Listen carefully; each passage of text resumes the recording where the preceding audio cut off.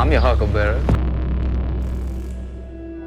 Alright, what's up guys? Welcome back to the channel. We're back here today with the Tisas 1911 DS Duty chambered at 9mm. If you guys have been paying attention, I just recently posted a 1,000 round review of this pistol. I gave it very high praises. If you haven't seen that video, you should definitely check it out. But since I put that video out, I actually made a few changes to it, and I wanted to kind of go over that and what I've been experiencing with it. So here you'll see that I put Talon grips on it. These are the Talon grips for the Springfield Prodigy. It was a perfect one-to-one fit, and I didn't have to modify them in any way. I did go with the most aggressive texture that is available. I don't remember what it's called, but I'll try to annotate a picture of it, like right here. So you guys can check that out if you're interested in adding those grips to your Tisas. So I also found this compensator here on eBay looking around, and it was on there from a company called CZ Industries. I'll annotate the screenshot here so you guys can check that out if you're interested in adding one of these.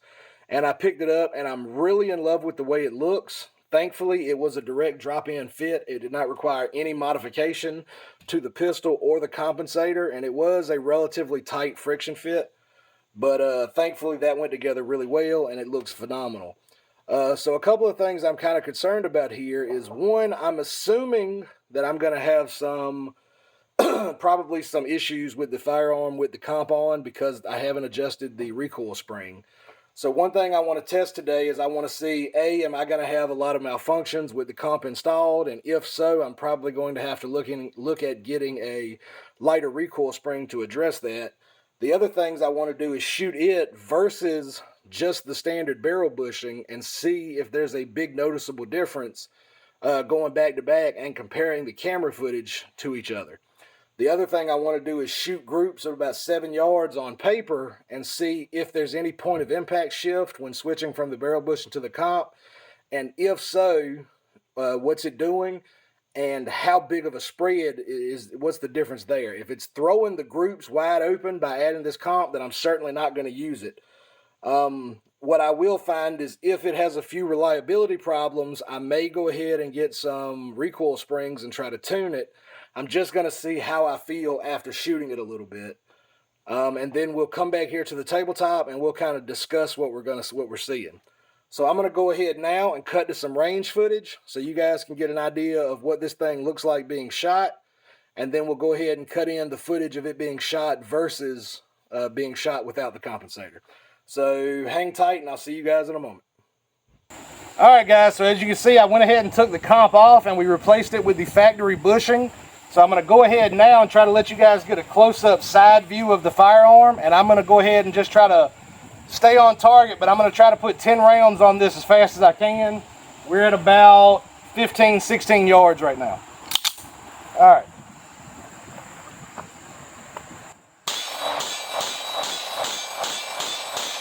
Before I switch anything over, what I'm going to do here is I'm going to go ahead and cut, reload.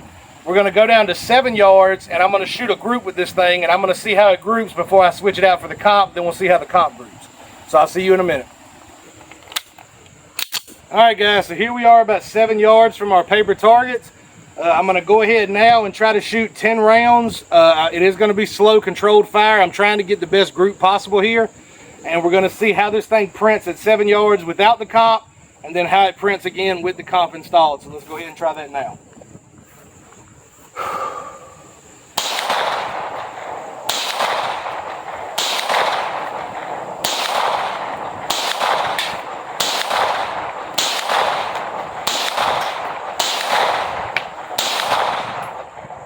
Alright, there's 10 rounds. Let's go look at the target.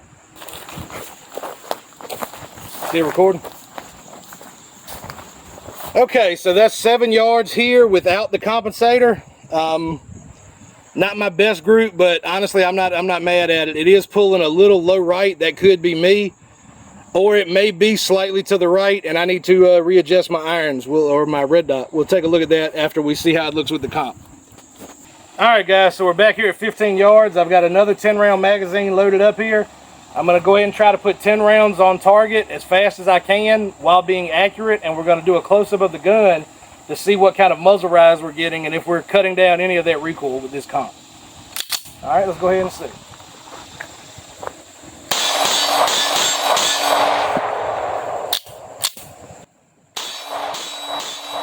sometimes with compensators, you are going to have some reliability issues introduced. So I'll probably end up needing a lighter recoil spring if I'm going to keep this comp on. But for right now, let's see how it does with the actual recoil mitigation. And if it's something I decide to stick with, we'll go, get to that bridge as we get there. But let's go ahead and cut here. Then we're going to go over to paper, and let's see how this thing prints with the comp installed. All right, guys, so we've got the comp installed. We're back at 7 yards. I just want to see how this thing's printing on paper at this distance. And let's see if it has shifted the point of impact in it.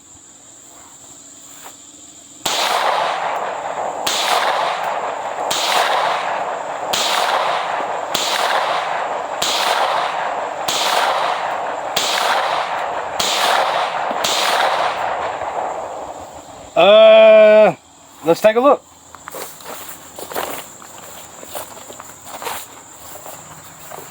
So it looks like point of impact is pretty good. The first shot I pulled to the left, I noticed that.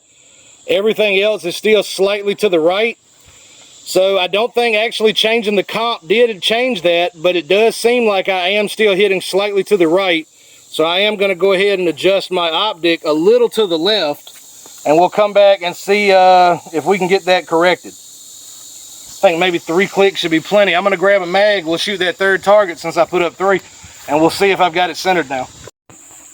All right, guys, so we're back at 7 yards. I've got 10 more rounds in the magazine, and I did make a few clicks. I think it was 3 clicks to the left here. So I want to see if that brings me to where I want to be, and let's see how centered we are on this thing now.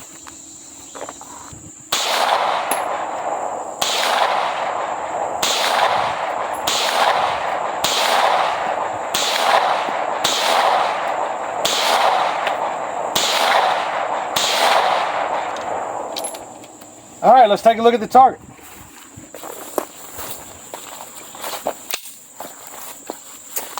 So again, the first shot I kind of pulled, but everything else is right there centered now. This is definitely me just kind of moving a little bit, but I'm pretty happy with that. Let's go see if I can hit this thing at 100 yards now. All right, guys, so as you can see, we just finished our testing. I'm going to go back and look at the footage, and I'll annotate everything on whether or not I think it made that big of a difference. Without seeing the footage, I can only go based off of what I felt, and I do feel like the compensator actually helped manage some of that recoil. Now, 9mm 1911s don't give off a ton of recoil anyway, so the main reason I bought this was mostly for aesthetics. The grip I feel like was absolutely needed, so if I find out that I can't really get this thing reliable, I probably won't stay using it, but I do want to try at least, I want to keep shooting it with it on, and I'm going to see how it looks to be affecting long-term reliability. And if I can get it tuned down with a slightly lower powered recoil spring, then that's probably what I'll do. But right now, I just want to see, since I made those adjustments on my red dot, if I can get some hits out at 100 yards with this thing. So let's go ahead and try that now.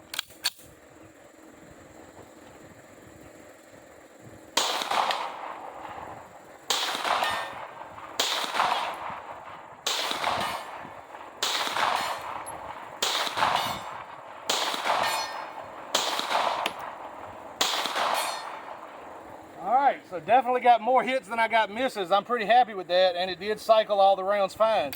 There it is, guys. One more look at it.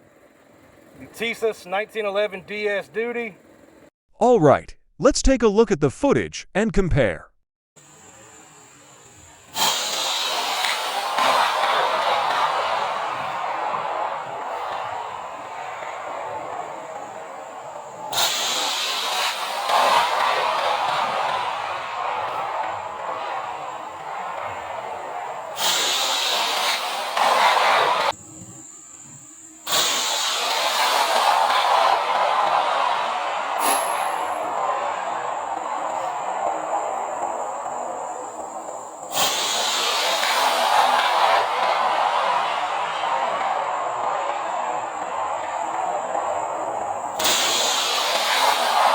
Alright guys, so I just went through all of this frame by frame, and here it is at the moment of firing and at the peak of the recoil cycle for each one with and without the comp, and honestly I gotta say, it doesn't look like it makes that big of a difference.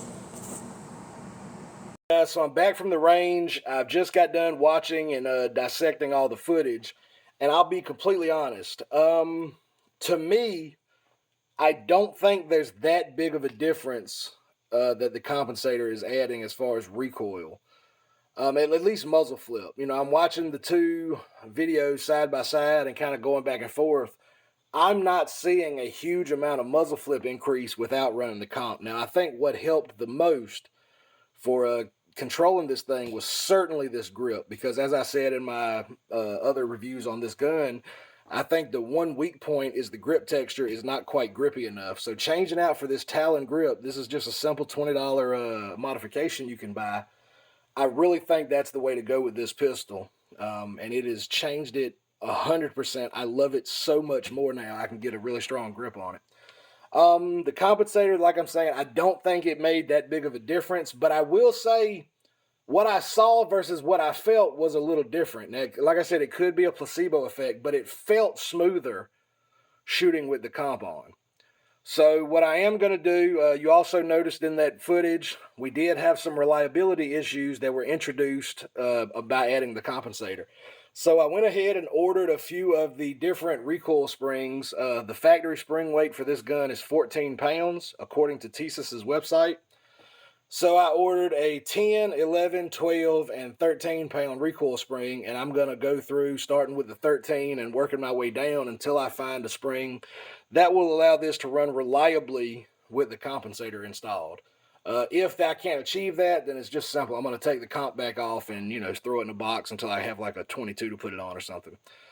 But I do hope it works, because I honestly love the way this thing looks with the comp on the end. Some things, you know, it's not really worth it, but for me, this is to steal a nut and fancy term, this is a second kind of cool thing. This is not a gun I plan on carrying.